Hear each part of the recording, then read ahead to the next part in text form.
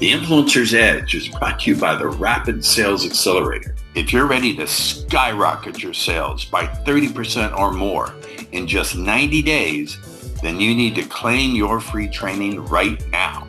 You'll learn 4 words that will compel your prospects to trust you like they were children within the first 3 to 5 minutes of any conversation across any platform and any medium.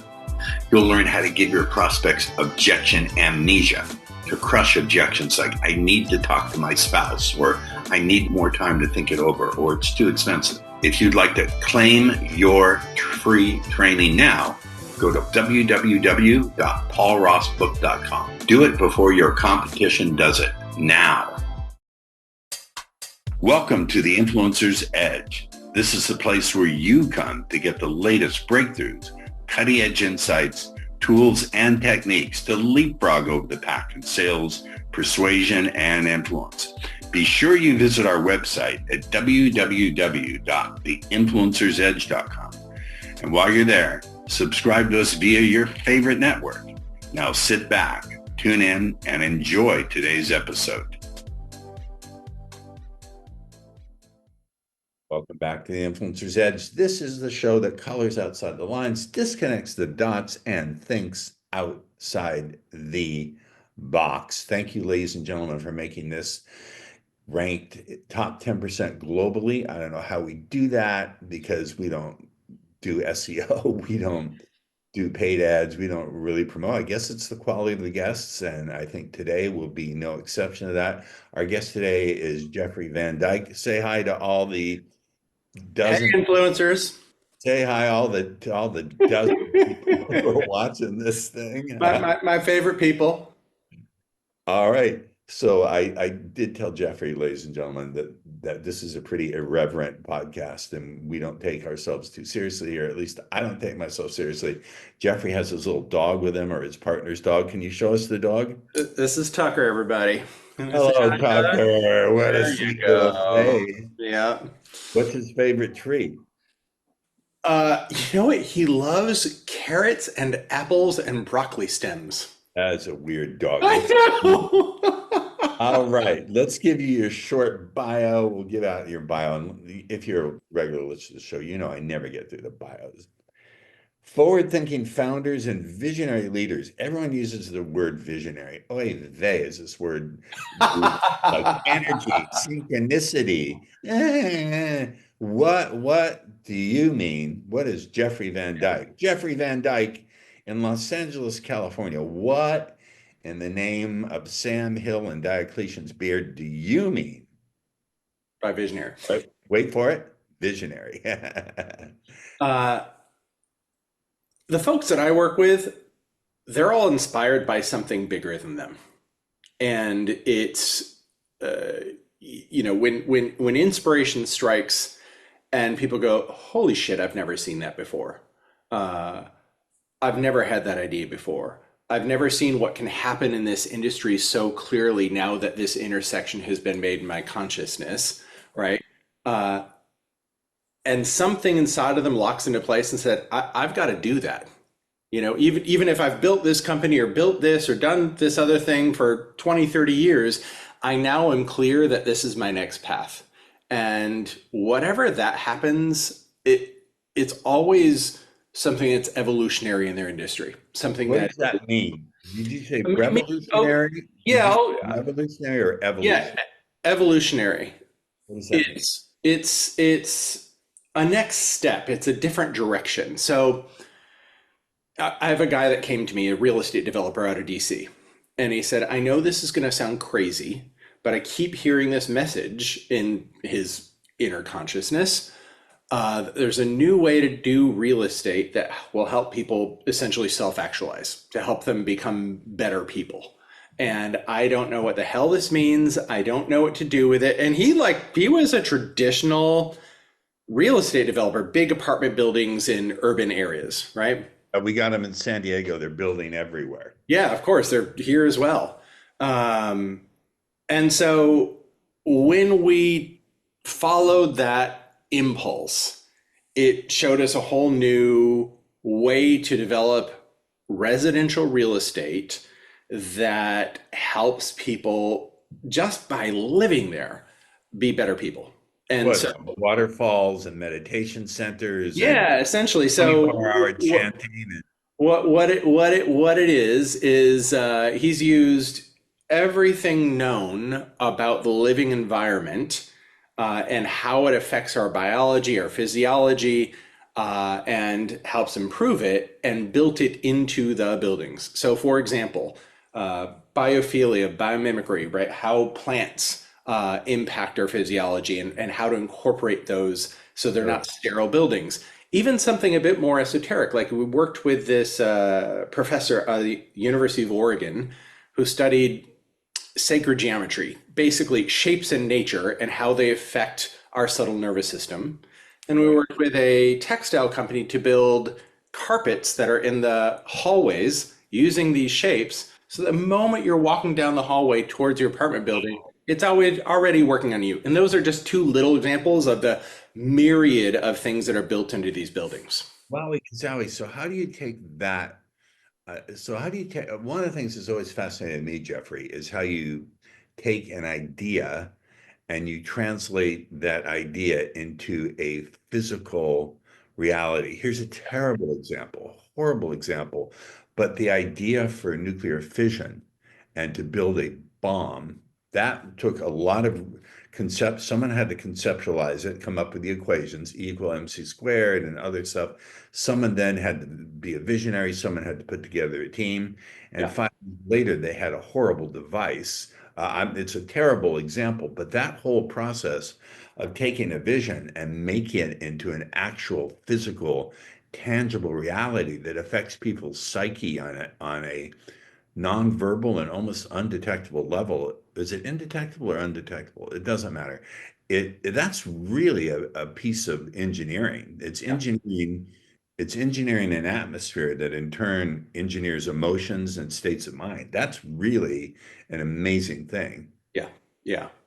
Uh, Most of what we see in business and in the world are replicators, replicating what's been.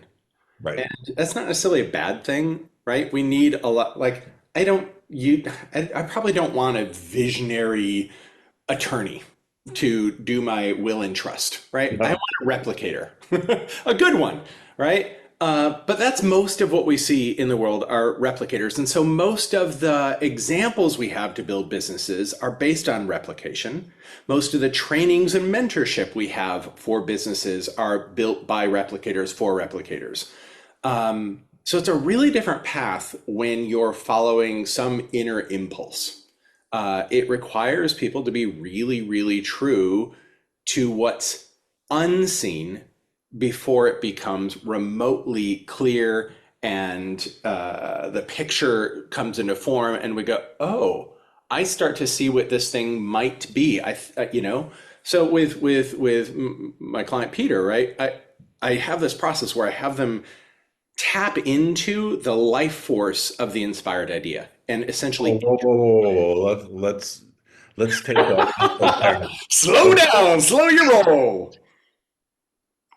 The force is strong with you, Jeffrey, but you are Yeah. not yet a Jedi. What does that mean? So now we're talking. I here in San Diego, there are so many people who are in like LA yoga and tarot and astrology, and they're fun to date, by the way, but not necessarily the most stable human beings.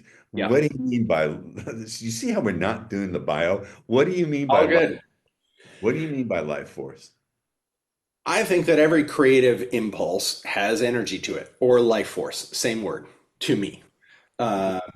We're used to thinking about this in art, right? We hear musicians talk about waking up with this idea for the song and scribbling it down, and it becomes one of the world's great songs, right? And it came to them in 30 seconds. Uh, same musician might have other songs that they toiled over for years on end. Yeah, Um, but yeah. we're not used to thinking about doing that in business, right? Following some idea, some impulse, some hunch, some inner, there's nothing in my market that says I should do this, you Right. know? but there's something inside of me that says there's something here and I need to follow it.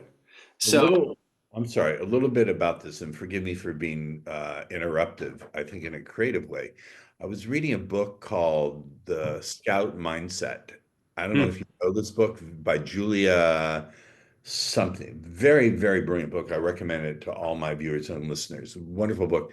But she was talking about how visionaries are actually very aware of risk, yeah, that extreme, if you're a visionary, but you don't have a way to look at risk assessment, and she used the example of Elon Musk, who actually gave SpaceX a 10% chance of success. And also the same with Tesla. He said, I give it a 10% chance that this will succeed. yeah. And so do you, the visionaries you work with also have discernment, or do you have to bring that discernment of risks to them? Most of them have quite a lot of discernment because the folks I work with have usually had some good miles underneath them as entrepreneurs before they get to me, right? Right. Um, Often when these moments strike, they're not out of nowhere, actually, although sometimes it feels like it. Usually, the folks I work with tend to be multidisciplinary, right? They read books like you just mentioned. They might read about nuclear physics, and they study business, and they're in real estate, and there are times when you walk roads far enough where you see where they converge. I love that. And that's when these new ideas spark. Now, you're not always conscious that that's what's happening underneath the surface, right? But that's a lot of what's going on. Um, and so, yes, they're aware of risks. They're usually on some level risk takers before, just naturally. The real estate developer I mentioned, he was a forerunner in co-housing, kind of roommate style adult housing in large urban areas. Never heard of it. Yeah, so so he like that was risky at the time, not and it was outside of the box as a model for apartment buildings. Basically, the idea there is you have shared common spaces but your own bedrooms, but instead of like who's on the lease and who's paying the cable, that's all done through the company. So each person has their own contract with the company. So it's a different model. But like him, a lot of my folks have done forward thinking work already. They've taken risks. They are natural risk takers. And around the like yoga and spirituality, they often tend to be meditators or have a I spiritual love that. practice. And I would say they're the grounded version of that. Yes, Right? absolutely. Yeah. Absolutely. Because occasionally when I've said to people, look, this is all very beautiful, not meditation. I take that seriously. It's saved my life and changed my life. I require my clients to do it, or I highly suggest, I can't require that they do anything. But I have found a lot of people who have visions and stuff, that sort of thing. I say, the problem with this is it has a very close overlap and overlay to just believing what you want to believe. So what's your strategy for discerning what's actually a vision and what's just wishful thinking? And Yeah. that's the point where they get up and walk out of the date. Yeah. Yeah. Yeah. You know, there's a point where I think asking that question is premature. Uh, and that point is, I don't know what this thing is yet. The picture hasn't been painted, right? We need to spend more time tuning into whatever this impulse is. And I kind of think about it as like pulling ingredients out of it. I love that. That's my metaphor exactly. And you put them all on the counter and go, oh, what kind of cake is this supposed to bake? And with Peter, as we did this, and he's like, there's something about biophilia, biomimicry. There's these other, and as we kept doing it, he's like, you know what? This is a multi-billion-dollar industry in the wellness industry, but no one is doing this in residential real estate, and especially upwardly Right. mobile people in their 30s who aren't buying houses Oh, for a number of reasons, but are very interested in health and well-being and optimization. Like there is no place else to get this, right? But that picture didn't form overnight. It's like, hey, there's something here. Now go research it, right? And he hired a researcher and he started interviewing scientists and professors, and the picture started to form of, oh, there's an entirely different way to approach building residential apartment buildings. Brilliant. So where do you come into the picture? What aspect of this process do they pay you to do? They usually come to me in one of two places. Either pre-picture, I have this impulse. I know there's something here. I don't know what it is. I'm told you're the guy to go to. Please help. That's where this real estate developer came in. Another client had referred him. The second place is I've got this idea and I think I have a clear picture, but I don't know the fit in the market, right? I don't know how to carve out a new place in the market. I don't Hard, know what the hard. positioning or messaging is. That's a very hard job because the market may not sit up and pay attention. It's hard Oh, to. it won't at first. No. So here's the way I look at things. Again, this replicator idea, most things are echoes of the past. We've seen them before. Oh, there's another apartment building. Cool. Great. Okay. And either I need a place to live and the price and location works or not. So there's plenty of echoes of the past, but as the future keeps moving, there's always this emergent, there's my word again, there's this little slice of the pie that splits off of people that are being underserved and undermet by what currently exists, Right. right? And that's where this emergent yearning is, that's connected to, in my opinion, their calling, their sense of impulse to do something new. Oh my God, that was beautiful. Hold on, hon. You said emergent yearning. Whoa, whoa. Okay. Pause button.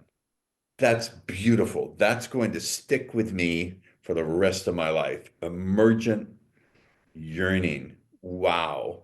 Wow, wow, wow. I love that. If you can tap into that and somehow brand around it and get the message out, and that's you help either you tease out the vision or people come to you with the vision and you help them to begin to get it out into the marketplace and help them with now, do you help them with the planning and the execution, or is it just the planning? I What do more of the planning. Um, a lot of the work is, yeah, who are these people? What is that emergent yearning? How would they talk about it? How do we have to position this thing? Early in my career, I was part of the web conferencing industry when it got off the ground. Um, and at the beginning, it was nobody knew what the hell this thing was, right? This was like literally year 2000, 2001. Uh, it was this strange thing. And then two things happened. The dot-com bubble burst. I was living in San Francisco. Um, and then 9/11 happened. wow. Nobody felt safe flying. Budgets were cut. We needed a new solution. Ah, interweb conferencing. You don't have to fly. You don't have to spend 2 days, flying to the East Coast for the 1 hour meeting only to fly back to the West Coast. Now, at the beginning of that industry, the first till about 2003, all of the marketing was education-based marketing. And this is how we do market creation. We have to educate the market on what doesn't work about the existing solutions, and in a way kind of exploit or expose that emergent yearning. Name it, put words to it, because usually people don't have words for it. They just, there's something missing. And when you can put words to the thing they've been feeling that's been missing, they go, oh, that's it. That's Yeah, what I. you understand me, you get me, therefore your solution must be true. Exactly. That's a logical leap. That's an illogical syllogism. You could have a deep understanding of the other person, but you have no idea what the solution is. But it's a little heuristic in the human brain that says they understand, therefore they can solve the problem. Yeah.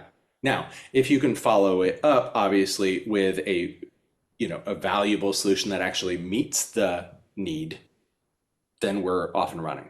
So web conferencing, for example, back then, it did the thing it said it did. it didn't do it as well back then as it does today. It would break and things would happen. But uh, that early experience really taught me about bringing some emergent something to a market and creating a whole new market for something people didn't even know to ask for earlier.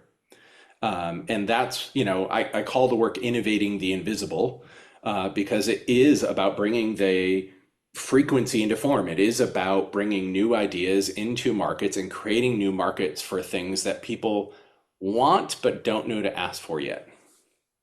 This is very contrarian, and I like it because the traditional advice is sell people what they want, not what they need, and sell to people who know they want it and don't go through the process of trying to educate them that they want it. It almost brings back to my memory back when I was studying marketing in the late 80s. One of my mentors was Dan Kennedy. I don't know if Mm. you've ever heard of Dan or not. Yeah, yeah, Dan's an OG, and Dan said, pioneers wind up with arrows in their backs. And I think that's not necessarily true at all. But that process of having to educate someone, when people, especially nowadays, and here's a little, not necessarily pushback, but a thought that's coming to my head. Forgive me, I should have turned my phone off. That was stupid on my part. I thought I did. Is people don't have the attention span anymore to get educated. I remember I got a little bit of salt in my pepper. And well, yeah, you're a youngster compared to me, I think. I remember back when YouTube ads were 90 seconds and you couldn't click off of them. Can yeah. you imagine nowadays running a 90-second ad on YouTube without the option to click off it? You couldn't do it. So how do you do that educational process in a new reality where people just are ADHD, Yeah, narcissistic, and don't have the focus that they used to have? yeah. I don't believe that that is always true. Ooh, push back. I love it. There's long form marketing that works brilliantly in this situation. Are you talking about copywriting? Because I write long form It copy could be for copywriting, it could be video, it could be any form of marketing. Now, what comes to mind, if you've ever seen Mind Valley's pre-roll on them YouTube. all the time. Vishen he's fucking brilliant. It's deeply story driven. It's always with a bit of intrigue, and there's always an amazing hook in the right at the beginning that goes, oh, what? And you want to keep watching, and you keep watching, and then it unfolds, and then there's an education piece woven in, right? And so and I've watched those. Now, I study marketing, right? So I watch them from that point of view. But, and in terms of copywriting, long form posts can do brilliantly well Yeah. if they're constructed well. Now, Yeah. we've got to start with a hook, and that emergent yearning is always the key to where the hook lives. You hook them around that emergent yearning. What? You just, oh, yeah, now they want to read what's next and what's next, right? Uh, so, yes, people do have super short attention Pause, spans, but pause, pause. This is genius. How the hell did you come up with this? What was your background? I don't want to turn on the, I don't want to do that. How I, the I, fuck? I, Hold on. What was your process? How the holy fuck? You didn't wake up one day, go, oh, emergent yearning. I'm going to help people bring this to yeah. the marketplace. What was your background that allowed you to do this? Oh, Jesus. Here, I can't get him on the show. My producers tried. Right. Yeah. It's a little expensive. Buddha will be on in 8 minutes. Good, good, good, good, good. Um, it's my background. So my background is as a musician. I trained as an opera singer. Uh, yeah, Really? yeah, yeah. It is So, don't not. so, and creating art is about connection, Yes, I agree. right? You can have all the technical prowess you want in the world, but if you can't get people to feel something, you're sunk. Yeah. And there are people, in my opinion, like Bob Dylan, who didn't have much great vocal talent, Or uh, not. right? Or none. But Great. wow, knew how to move people. He sang through his nose. Yeah. Yeah. Um, so I think that beginning taught me something. And I went from training to be an opera singer to doing a lot of work in like jazz clubs and stuff like that, where you, like, if you're not getting people engaged, you're sunk. They don't want you on stage. So I don't know all the ways that that has informed me, but I know it has. Um, and from there, I became a corporate trainer, and yeah, I know. Needed to That make some suck out money. your Did that suck out your soul? I was at Microsoft for 6 years, and that's about all I could do. So And you've met Bill Gates. You've worked with Bill Gates I did, yeah. on the spectrum. He's definitely on the spectrum. Um, I think a lot of those leaders are, yeah. Really. Um, and so that was, you know, being in front of corporate audiences, also needing to engage them and having them actually tune in. And a lot of my clients in that role were CEOs. They were high level leaders. And those people don't want to give you the time of day. Yeah. So that was kind of that. Then I went on a date with this really cute dude, James Shank, who used a coach to start his restaurant and told me about it on our date. And it floored me. Oh, wow. And that led me to getting into coaching. And then I had a mentor who took me under his wings, like in a true apprentice model. I've had that. Um, yeah, nothing. I'm Priceless. It's priceless, absolutely priceless. So Tim Kelly, founder of the True Purpose Institute, he developed a form of purpose, like a purpose methodology, finding your life purpose and corporate purpose eventually, that was unlike anything I'd seen. And he started with this premise: hey, if your logical mind is asking, why am I here? What's the purpose of my life? Why would you go to your logical mind for the answer? By definition, it doesn't have it. And most purpose methodology looks into memory.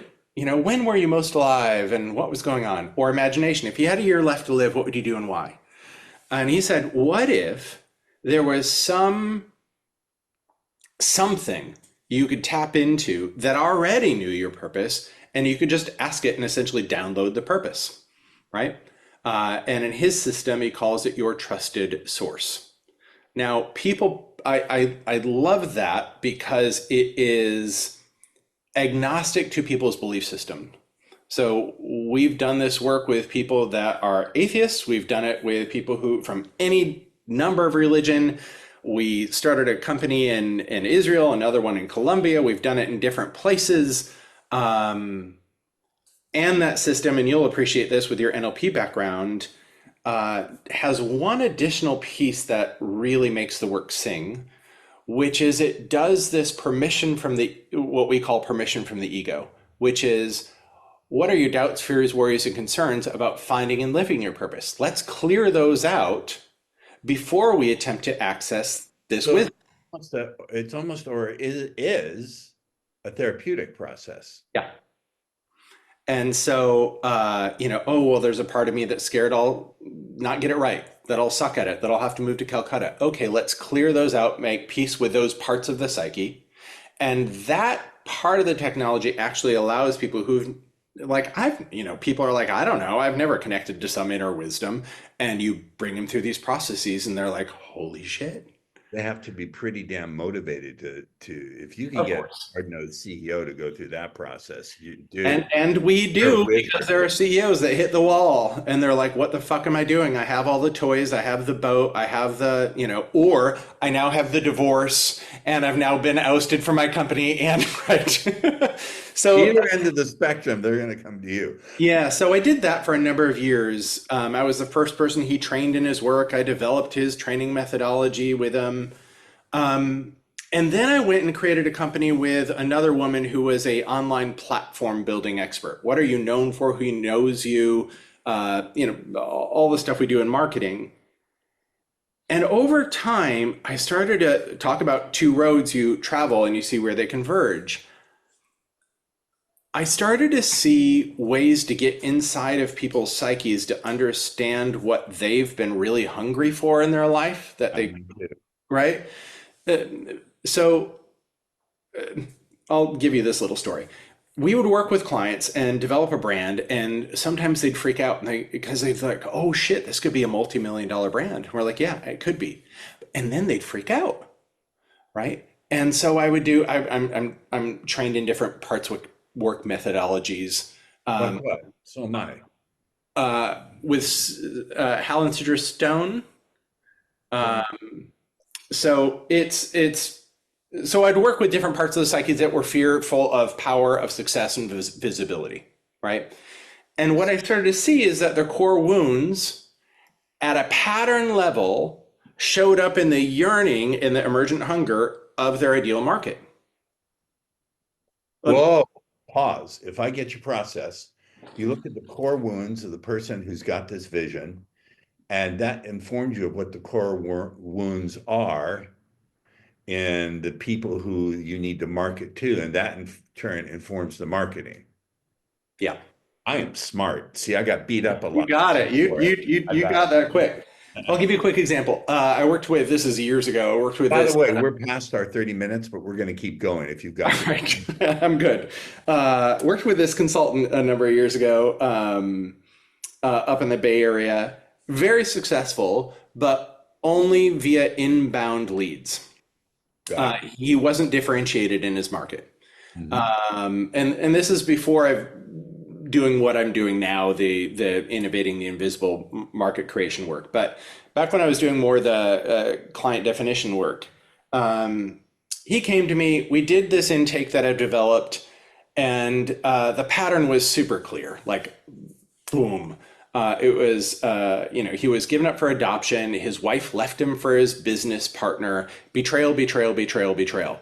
I'm like, great. That's what you have a leadership PhD in. You know betrayal inside and out. And I call it your leadership PhD because you can lead people through that terrain because you've been through it. And he looked at me like I was a three-headed dragon. And he's like, how the F is this going to help me with my marketing? Fuckity fuck. How the fuckity fuck is this going to help me with my marketing? And I said, we're not going to market to betrayal in Silicon Valley. Are you fucking kidding me? No, we're going to follow the pattern to the surface where people have pain, are aware of it, and willing to spend money to address it. So he worked with Silicon Valley startups. And I said, what problem would emerge if there was a betrayal pattern in the CEO you worked with? And he looked at me a little dumbfounded. And I was like, they're not going to trust people. That's a big issue if you have a betrayal pattern, right? If they don't trust people, where is that costing them? And he said, yeah, well, when they don't trust their executive team. I said, cool. And if they don't trust their executive team, then what problem emerges? And he goes, well, they keep them at bay and the CEO becomes the bottleneck. Now, I worked in a startup that had this. I knew this really well. And I said, okay, great. And if the CEO is the bottleneck, then what's the problem? And he goes, well, innovation is going to slow down. Great. Now, we know if innovation slows down, you're sunk. Especially as a startup, right? So we shaped him as an innovation consultant for small to mid-sized startups and put into his interview process a whole lot and his marketing process, a whole lot about, the CEO is frustrated that the executive team isn't pulling their weight, right? Because the CEO is blaming the executive team without realizing that they're the one keeping them at bay.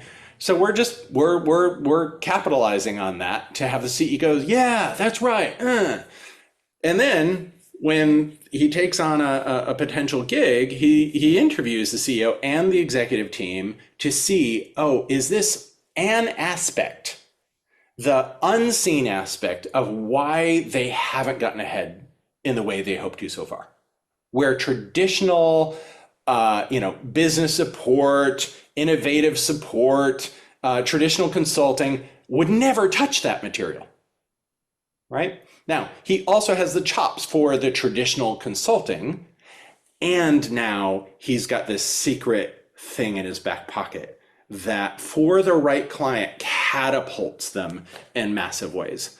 So that's how the pattern shows up in markets and how we can utilize it to touch into some hunger, some in their gut that they respond to.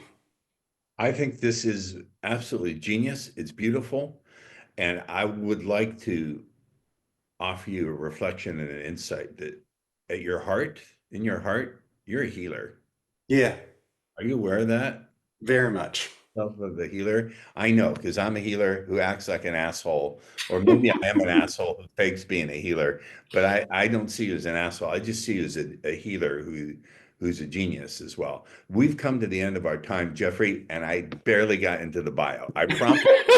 I didn't go into a single one of the, I give them an ornate, a Baroque application to fill out, but we didn't ask any of the submitted questions, go more than 5 words into your bio. And this is the way I love doing my show, having a genuine, real curiosity. It runs off of my curiosity and the exchange that we have. My audience definitely wants to stay in the conversation with you. How do they do that? They can go to thecourageousmessenger.com. Love it. Yep. This has been super fun. I really appreciate these engaging conversations, and this was definitely a highlight for my day. Thank you very much. Yeah, me too. You probably have not been on a show like this with a crazy host. Yeah, it was good fun. All right, stay on with me for a green room chat. Ladies and gentlemen, once again, do I bring you the great guests who think outside the box, color outside the lines, and disconnect the dots? We've done it once again. So thank you for tuning in, making us one of the top 10% globally ranked podcasts. I don't know how we do that. And to the hostile alien armada hovering in your cloaked spaceships just outside of Earth's atmosphere, remember, eat the Canadians first. See you on the next one. The Influencer's Edge is brought to you by the Rapid Sales Accelerator. If you're ready to skyrocket your sales by 30% or more in just 90 days, then you need to claim your free training right now. You'll learn 4 words that will compel your prospects to trust you like they were children within the first 3 to 5 minutes of any conversation across any platform and any medium. You'll learn how to give your prospects objection amnesia, to crush objections like, I need to talk to my spouse, or I need more time to think it over, or it's too expensive. If you'd like to claim your free training now, go to www.paulrossbook.com. Do it before your competition does it now. Thank you for tuning in to the Influencer's Edge, where you get the latest breakthroughs, cutting-edge insights, tools, and techniques so you can leapfrog over the pack at sales, influence, and persuasion. Remember to visit our website at www.theinfluencersedge.com to enjoy even more great episodes like this one. We look forward to seeing you again on the Influencer's Edge Show.